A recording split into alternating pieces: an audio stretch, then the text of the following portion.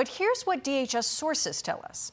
ICE Watch aims to monitor, track, interfere, and oppose ongoing federal immigration enforcement operations. The group is present in multiple sanctuary cities across the country. It is linked to multiple confrontations with federal agents throughout the country and allegedly involved in numerous instances of activists ramming agents with their cars. Renee Nicole Good was allegedly part of that group, which has no formal leadership. Federal authorities are now looking into those networks to determine who is funding them and who's training them.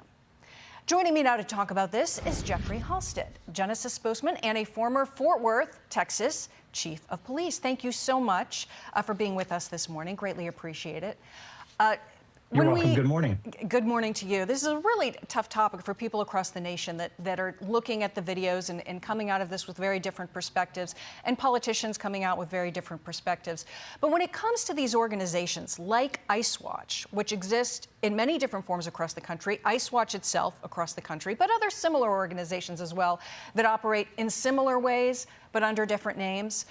Your thoughts on the challenges that they pose, particularly when it comes to aggressive tactics like including vehicles in their activities?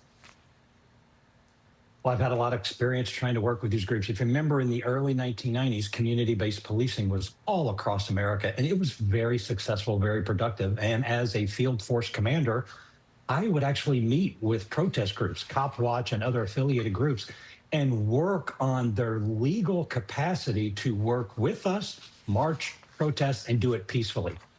I think that's gone away with this political divisiveness we see around the U.S. And now these groups don't want to work with law enforcement, communicate, collaborate, share information, or learn.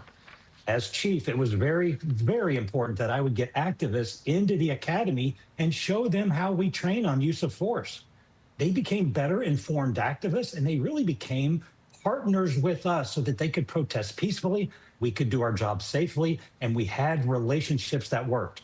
Those relationships aren't existing in Minnesota, and that is horrible. Can you imagine any sort of scenario where ICE Watch would be willing to cooperate, communicate with ICE? It seems that their effort is to shut the organization down, to shut the agency down. If they truly wanted to have an impact and make positive, proactive change, they would build communication-based relationships. I know this because we built a platform that allows law enforcement to collaborate and share sensitive information in an encrypted portal legally with these protest groups. And those agencies that do that don't have these issues. So ICE Watch could work effectively with ICE.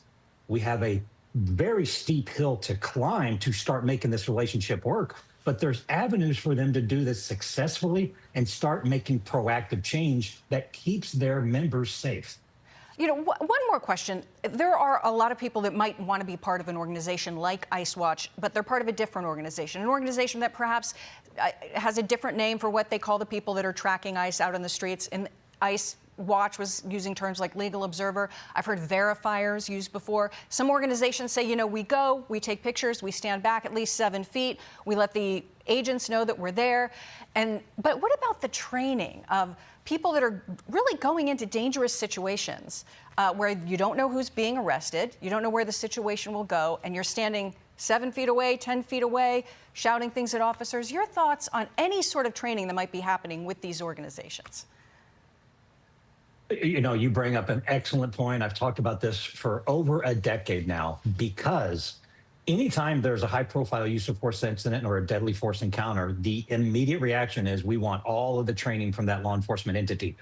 But when there is fault, alleged misconduct, or potential violations of law of a protest or activism group, where's their records of training? Where is their professional accountability? Where is their litigation that could be filed against them because you didn't train your members accordingly?